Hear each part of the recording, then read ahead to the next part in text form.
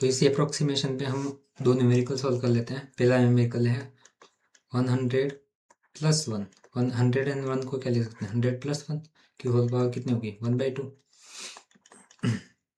अगर मैं इसमें से 100 कॉमन निकालूं तो अंदर क्या बचेगा 1 + 1/100। 1/100 की होल पावर कितनी 1/2।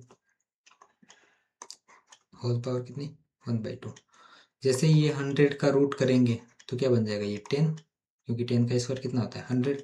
अंदर क्या बचेगा 1 + 0.01 की होल पावर कितनी 1/2। सिंपलाइज 10 1 + x की होल पावर n हो तो, और अगर अपना x बहुत छोटा हो तो हम अप्रोक्सीमेशन यूज कर सकते हैं। क्या बन जाएगा ये 1 + nx। n की वैल्यू कितनी 1/2 इंटू एक्स की वैल्यू कितनी 0.01। हाँ या ना, ठीक है। ये 10 का मल्टीप्लाई मैं अंदर कर देता हूँ 10 इंटू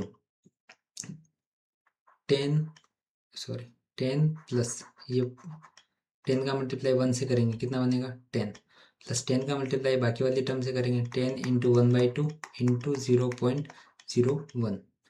10 को इससे काटेंगे कितना बनेगा 5 टाइम्स 5 टाइम्स ये 10 प्लस इसको आगे सॉल्व करके कैसे लेंगे 10 प्लस ये 5 ये वाला 5 इंटू 0.01 तो क्या बन जाएगा ये 0.05। इसको और आगे सॉल्व करेंगे 10 प्लस 0.05 बन जाएगा ये 10 प्लस 10.05। हाँ है ना 10.05 ये अपना क्या हो जाएगा आंसर हो जाएगा पहले वाले क्वेश्चन का।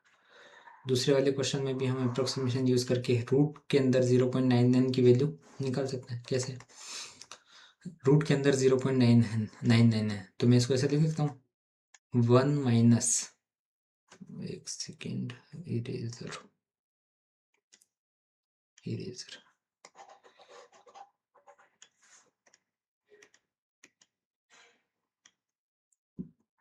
रूट के अंदर कितना है 0.99 तो मैं इसको ऐसे लिख सकता हूँ 1 माइनस 0.01।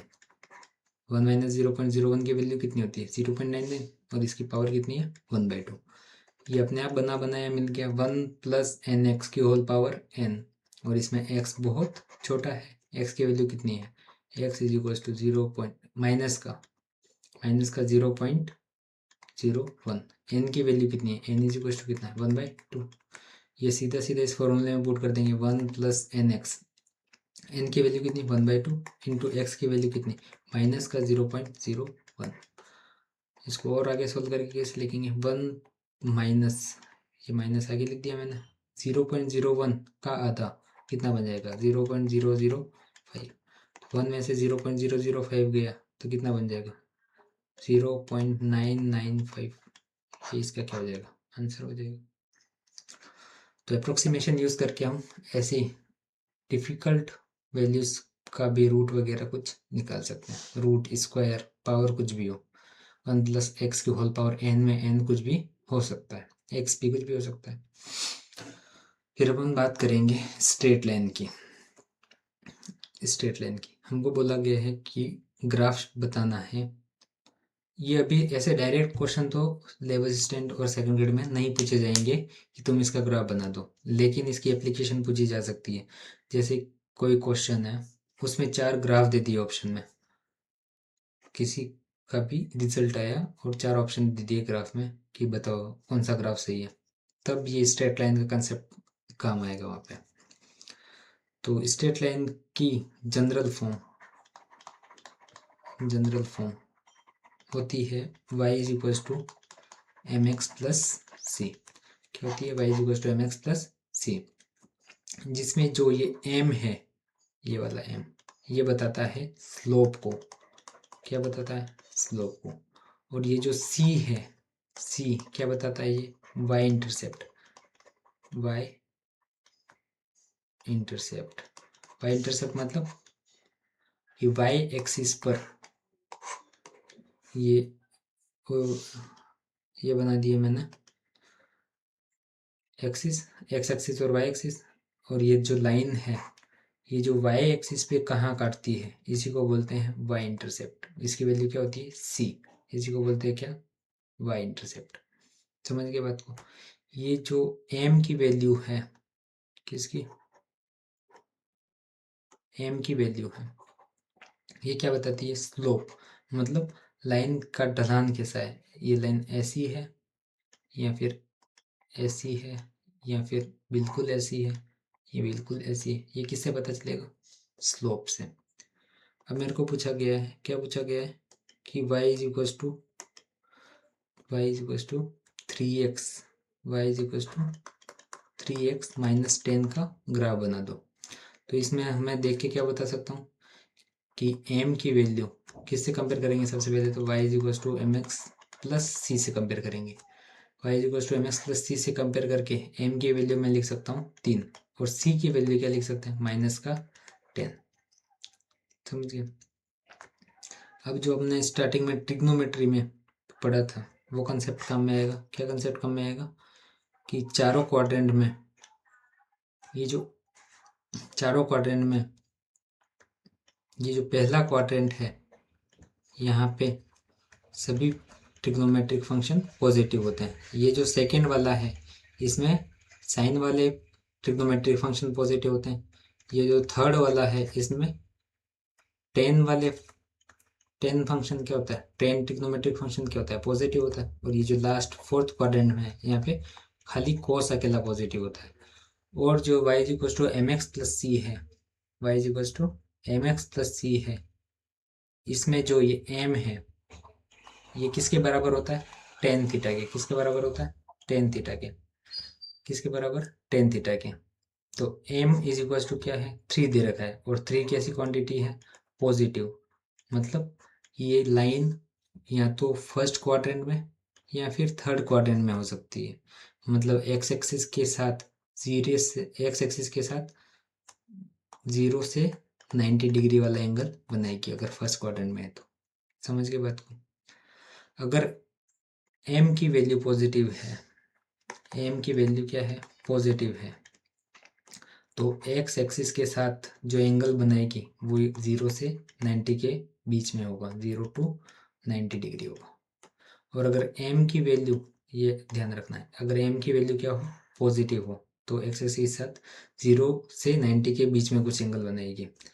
अगर m की वैल्यू क्या है? नेगेटिव है, तो एक्स एक्सिस के साथ 90 डिग्री से 180 डिग्री के बीच का एंगल बनाएगी, 90 डिग्री टू 180 डिग्री।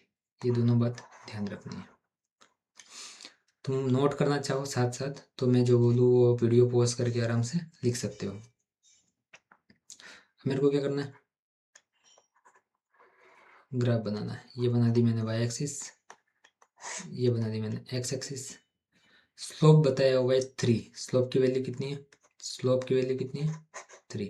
एक सेकंड में कलर चेंज कर लेता हूँ पेन का।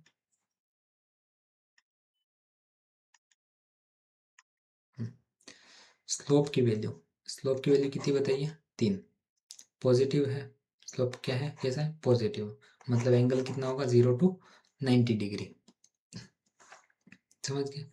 और वाई एक्सिस को कहाँ पे काट रही है? -10 पे। सी की वैल्यू कितनी है? -10। तो वाई एक्सिस को -10 पे कट करेगी। और एक्स एक्सिस के साथ कैसा स्लोप है? पॉजिटिव। एक्स एक्सिस के साथ ये जो एंगल बना रही है इसी को क्या बोलते हैं? यहाँ से क्या निकलेगा? थीटा से क्या निकलेगा? Tan theta. और इससे ही क्या पता लगेगा? एम। थीटा, टेन थीटा की वैल्यू कितनी है? एम के बराबर। और वो कितनी दे रखी है क्वेश्चन में? 3। तो थीटा इज इक्वल टू क्या होगा? Tan inverse 3। Theta is equal to क्या होगा? Tan inverse 3। देखो अब धीरे धीरे जितने भी ट्रिग्नोमेट्री हमने पढ़ी है वो धीरे धीरे आगे वाले इसी चैप्टर में काम आ गई, और अगले में काम आएगी, और अगले में काम आएगी। जितने भी चैप्टर पढ़ेंगे उसमें ये जो बेसिक मैथमेटिक्स वाले कंसेप्ट है सारे के सारे काम आने वाले हैं। तो धीरे धीरे एक एक करके रिवाइज करते जाना, अच्छे से नोट्स बनाना, लिखना और क्वेश्चन प्रैक्टिस करेंगे। तो टेन इनवर्स 3 हमको पता है कि टेन इनवर्स 1 हो तो वैल्यू कितनी आएगी? टेन इनवर्स 1 हो तो 45 डिग्री आएगी, क्योंकि टेन 1 की वैल्यू कितनी होती है? 45 डिग्री। टेन 1 कब होता है? 45 डिग्री पे। 1 से ज़्यादा है मतलब एंगल 45 डिग्री से ज़्यादा होगा। ये वाला एंगल क्या होगा? 45 डिग्री से ज़्यादा होगा। समझे बात को? वैसे हम रफली स्ट्रेट लाइन बना सकते हैं अगर लाइन की इक्वेशन पता है तो। फिर draw the graph of y is equals to minus, y is equals to कितना है -3x -10, बस इसी में वही आ गया। एम की वैल्यू कितनी है, m is equals to -3, slope की वैल्यू कितनी है -3, स्लोप की वैल्यू कितनी है -3। तो ये वाई एक्सिस के साथ, वाई एक्सिस पे इंटरसेप्ट तो कितना ही है -10 ही है, जो पहले लास्ट वाले क्वेश्चन में था। लेकिन इस बार स्लोप क्या है, नेगेटिव, मतलब एंगल जो बना रही है वाई एक्सिस एक्स एक्सिस के साथ वो कितना होगा 90 से 180 के बीच में, ये दिख रहा है। थीटा इस बार किससे बड़ा है, थीटा किससे बड़ा है 90 डिग्री से, और किससे छोटा है 180 डिग्री की। तो ये स्लोप से पॉजिटिव एक्स एक्सिस के साथ कितना एंगल बना रही है ये पता लगता है।